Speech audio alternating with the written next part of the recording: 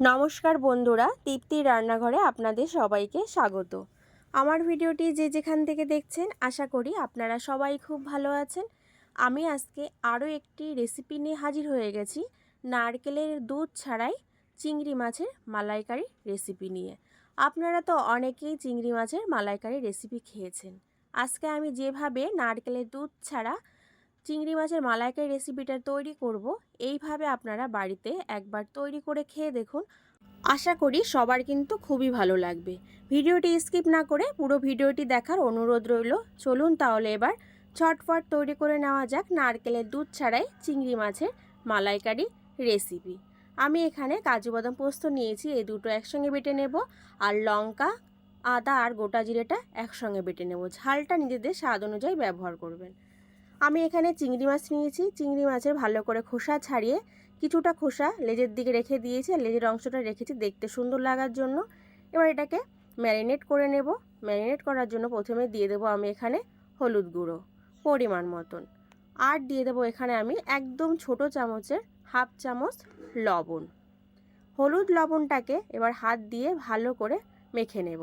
উল্টে পাল্টে ভালো করে মেখে নিতে হবে, যাতে লবণ আর হলুদটা খুব ভালো করে মাছের সাথে মিশে যায়। আমার কিন্তু মাছটা লবণ হলুদ দিয়ে মাখা হয়ে গেছে। গ্যাস অন করে কড়াই বসিয়ে দিয়েছি। এর ভিতরে দিয়ে দেবো পরিমাণ মতন সর্ষের তেল। তেলটাকে প্রথমে হাই ফ্লেমে ভালো করে গরম করে নিতে হবে। গরম হয়ে গেলে আগে থেকে যে নুন হলুদ মাখিয়ে রেখেছিলাম মাছগুলো, চিংড়ি মাছগুলো, সেই মাছগুলো দিয়ে দেব তেলের ভিতরে।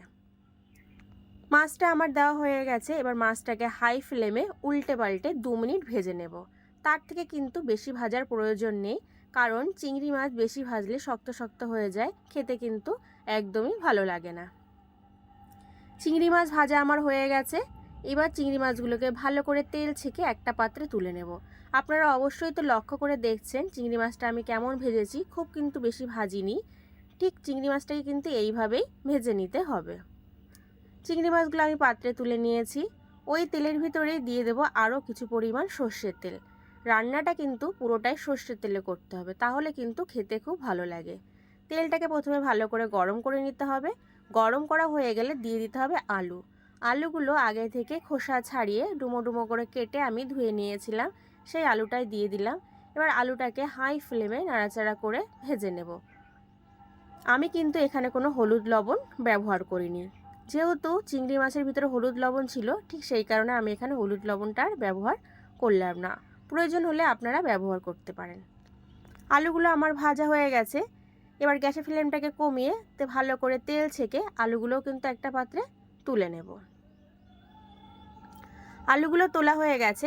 ওই তেলে দিয়ে দেব আমি 2টো দারচিনি আর 4টে এলাচ, মুখটা আমি ফাটিয়ে নিয়েছি, সেটা দিয়ে দিলাম। আর একটা তেজপাতা 2 টুকরো করে নিয়েছি। ফোড়নটাকে হালকা সোনালি কালার করে ভেজে নেব। যখন ফোড়নটা থেকে একটা সুন্দর মিষ্টি গন্ধ বেরোবে, তখনই আমি এর ভিতরে দিয়ে দেব 1 চামচ পেঁয়াজ বাটা, আর দিয়ে দেব কাঁচা লঙ্কা, আদা আর জিরেটা যে বেটে রেখেছিলাম আগে থেকে, সেই বাটা মশলাটা দিয়ে দিলাম। বাটা মশলা দুটো আমার দেওয়া হয়ে গেছে। এবার বাটা মশলা দুটোকে হাই ফ্লেমে নাড়াচাড়া করে ভালো করে কষিয়ে নেব, যাতে মশলাটা থেকে একদম কাঁচা গন্ধ না আসে। আর অবশ্যই কিন্তু নাড়াচাড়া করে মশলাটা কষাতে হবে, না হলে কিন্তু মশলাটা যদি পাত্রের নিচে লেগে যায়, তখন কিন্তু চিংড়ি মাছের মালাইকারিটা খেতে একদমই ভালো লাগবে না। মশলাটা আমার কষানো হয়ে গেছে। এবার দিয়ে দেব টমেটোর টুকরো। টমেটোর টুকরো দিয়ে আবারও ভালো করে একটু কষিয়ে নেব, যাতে টমেটোগুলো খুব তাড়াতাড়ি গলে যায়, আর টমেটো থেকে যে একটা কাঁচা গন্ধ আছে সেটাও যাতে চলে যায়।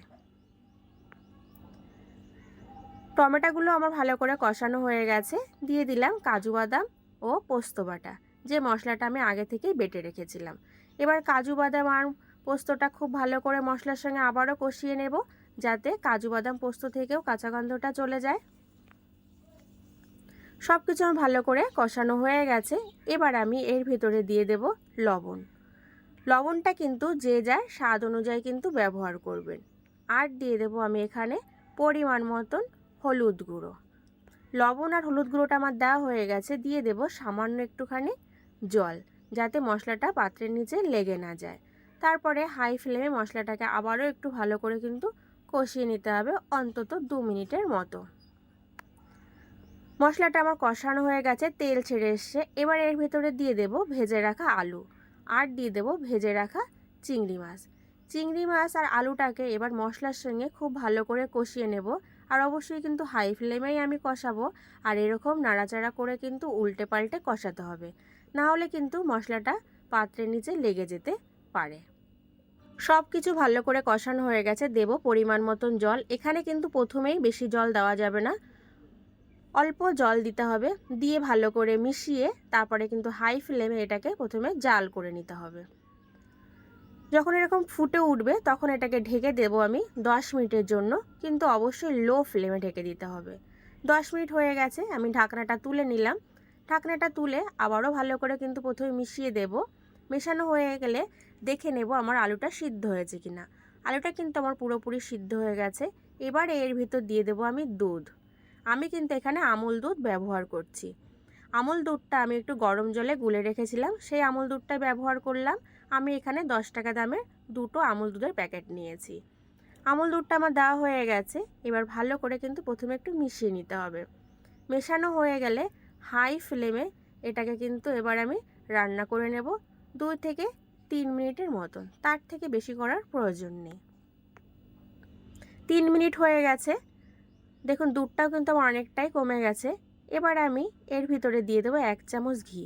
এখানে কিন্তু ঘিটা অবশ্যই ব্যবহার করতে হবে, ঘি দিলে খেতেও ভালো লাগে আর খুব সুন্দর কিন্তু একটা গন্ধ বেরোয়। আমি এখানে আমুল দুধ ব্যবহার করেছি, আপনারা চাইলে যে কোনো কিন্তু লিকুইড দুধ ব্যবহার করতে পারেন, কিন্তু আমুল দুধ দিয়ে চিংড়ি মাছের মালাইকারিটা রান্না করলে খেতে কিন্তু সত্যি খুব ভালো লাগে। আর অবশ্যই দুধটা কিন্তু একটু শেষে দিতে হবে। আর দিয়ে দিলাম সামান্য পরিমাণে একটু চিনি। এবার চিনিটা দিয়ে ভালো করে একটু মিশিয়ে নিতে হবে, যাতে চিনিটা খুব ভালোভাবে গলে যায়। আমার চ্যানেলটি যারা এখনও সাবস্ক্রাইব করেনি তাদের কাছে আমার অনুরোধ রইল চ্যানেলটি সাবস্ক্রাইব করার। ভিডিওটি যদি ভালো লেগে থাকে অবশ্যই একটা লাইক, একটা শেয়ার করবেন। আমার কিন্তু নারকেলের দুধ ছাড়াই চিংড়ি মাছের মালাইকারি রেসিপিটা পুরোপুরি কিন্তু তৈরি হয়ে গেছে।